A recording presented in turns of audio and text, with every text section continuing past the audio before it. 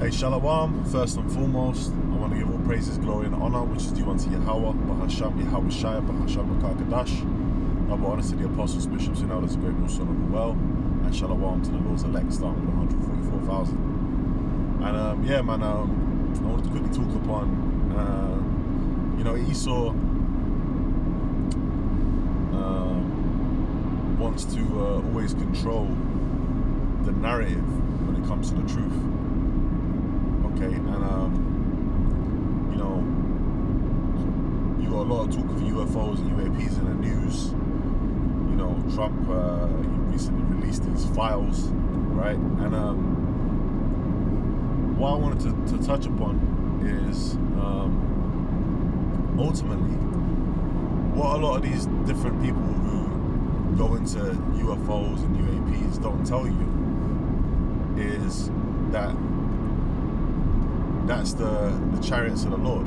Okay, that's the vehicles in which the angels visit us in. Okay, and they don't go into that. Now,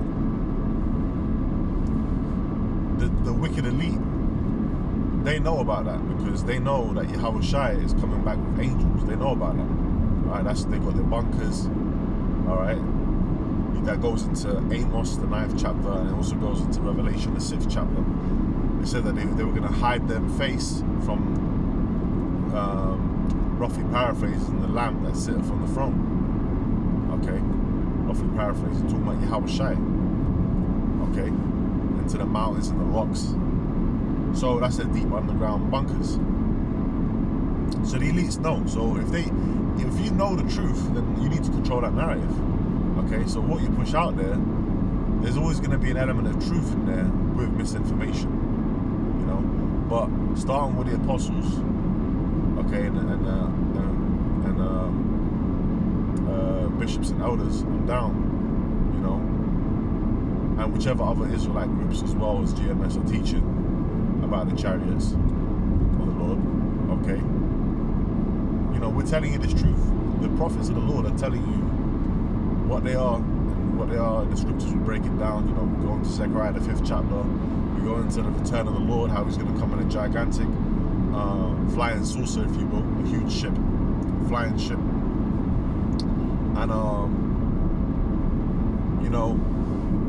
that's the truth of what's going to happen. Now in Acts, the 1st chapter, it said that a cloud received them out of their sight, received Yahweh Shai out of their sight, out of the disciples' sight. Okay, and they looked up into heaven, and the angel said the same. And the angel said to them, the same way that you see him go is the same way he's coming back, meaning that the Lord's going to return in a chariot. Now, when you precept that with Revelation, the 1st chapter, it says, "What? Behold, he cometh with clouds, and every eye shall see him." Why is every eye going to see him? Because he's coming in a gigantic ship. Okay, that's the way the Lord's returning. So, we're seeing these different sightings. Okay. And you get genuine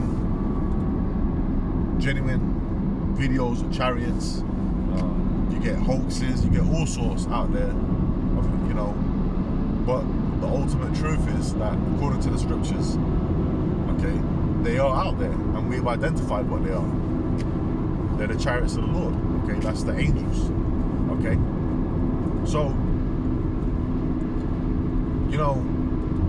Esau, he's going to just keep trying to do all kinds of things.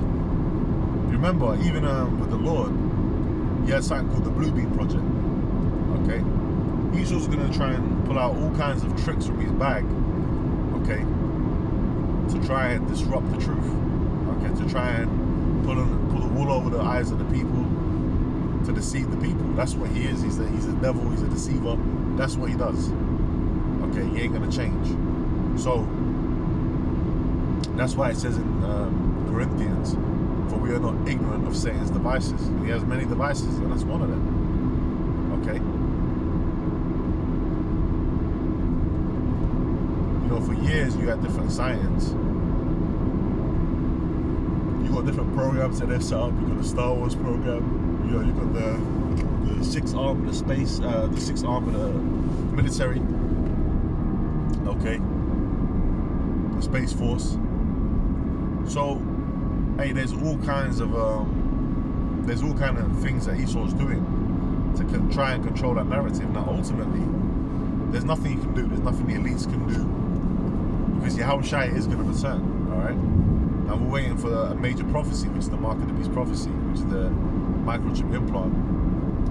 When that happens, the return of our Lord, okay, with the armada of angels is going to be quick. All right, because shortly after they're going to be shooting them missiles with these different nations, and the Lord's going to come back to beam up the elect, to save the elect. All right, in 1 Thessalonians, the 4th chapter, it says that we're going to be caught up together with the Lord in the air. Okay, and then we're going to be able to witness the destruction that's going to happen to America. You know, that's the beautiful thing about it. All right, scriptures talk about the sea mingled with fire, sea of glass. All right, we're actually going to be in them ships looking down at earth. All right, and we're going to be seeing that destruction, man. Okay, and in Wisdom of Solomon, the 5th chapter, it talks about the strangeness of his salvation. Talking about Jacob, starting with the elect are going to be the ones that are going to be beamed up, and it says what? The strangeness of his salvation. It's going to seem strange to people, you know, otherworldly. Okay, that's what's coming. So, you know, hey, Esau's going to try and do more, all kinds. He's going to say all kinds of things, but the truth is out there. The prophets of the Lord are pushing this truth, and you know, that's the straight raw truth about it. Okay. So when you read scriptures like Zechariah, when you read Exodus, when we were coming out of Egypt, all right, that cloud, that pillar of fire by night. Okay, that cloud, that was talking about a ship that the Lord was leading us in. All right. So it's always been there, man. It's all throughout the scriptures. So, hey, you know, that was just a quick one. Lord, it was edifying. With that, man, I'm going to say shalom. Shalom to the Lord's elect.